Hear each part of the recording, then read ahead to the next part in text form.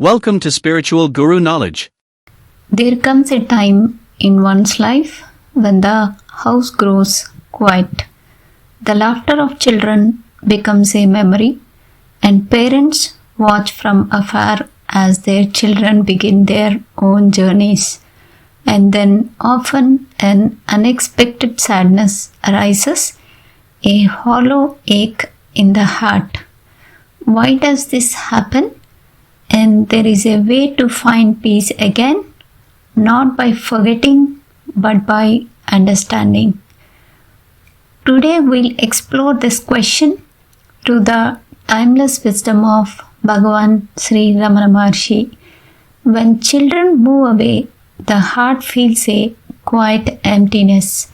For years, love expressed itself through care, guiding, worrying, and protecting. When the daily rhythm disappears, love has nowhere to go and it turns into sadness. This is not weakness, it's simply love seeking direction. Psychologists call it the empty nest phase, a natural part of aging where the mind must rediscover its role and identity. The truth is, love never leaves, but our habits of expressing love do. So, what we call sadness is actually love transforming, waiting to take a deeper, quieter form. At Sri Ramanashramam's old hall, where silence itself was the teaching, some devotees did experience periods of deep sadness, confusion, or emotional struggle, and Bhagavan Sri Ramana Maharshi guided them through it with profound compassion and simplicity. Let's talk about one such noted devotee, Major Alan Chadwick. Major Alan Chadwick, later known as Sadhu Arunachala, was a British Army officer who came to Sri Ramanashramam in 1935. He was one of the earliest Western devotees to live permanently near Bhagavan. He spent years sitting silently in the old hall, absorbed in Bhagavan's presence, but his journey was not always peaceful inside. Despite living in the radiant peace of Bhagavan's company, Chadwick went through periods of intense sadness and inner restlessness.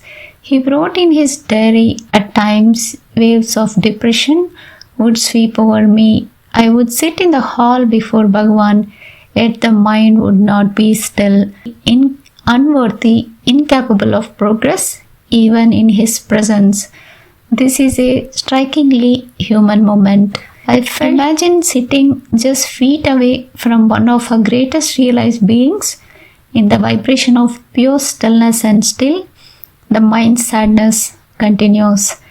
Chadwick confessed to Bhagavan that he sometimes felt nothing, no joy, no peace, just a deep emotional heaviness.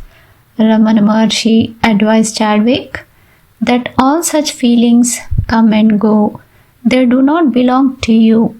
You are the witness of them. Do not identify with what passes. You are that which never moves. Bhagavan added, even sadness is only a thought. Who is that says I am sad? Find that one and the sadness will vanish. It was not a dismissal. It was pure compassion. Over time, Chadwick began to understand that the sadness was not a sign of failure, but a purification, the ego's resistance being seen clearly.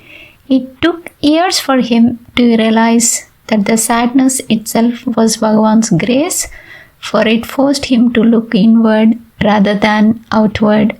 Eventually, Chadwick's depression faded into a deep natural stillness. He remained at Ramanashramam until his death in 1962, embodying the peace he once sought. This story shows a universal truth. Even in the presence of enlightenment, sadness may arise.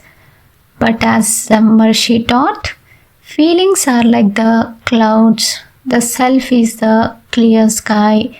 Sadness is not an obstacle, it's an invitation to return to the witness, to see what never changes while emotions come and go. Ramana Maharshi explained that all sorrow arises from one simple mistake, that is identification.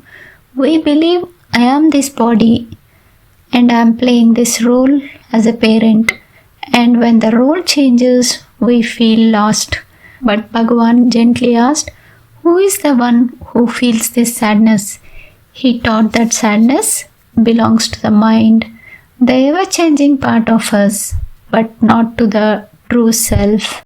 We became parents.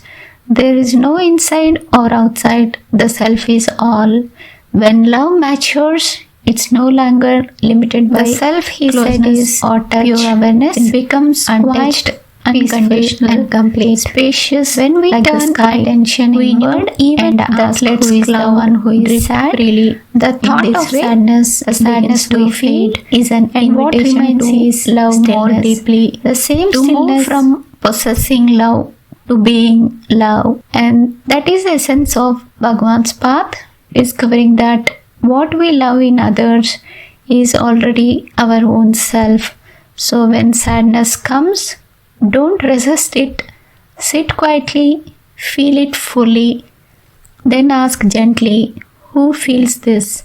Behind the feeling, you will sense something vast, silent, alive. The same awareness that watched your children grow, that now watches them go. That awareness is your true home, and in that home, no one ever truly leaves. If this message brought you peace, share it with someone who needs it. And remember, when love expands beyond attachment, even distance becomes devotion.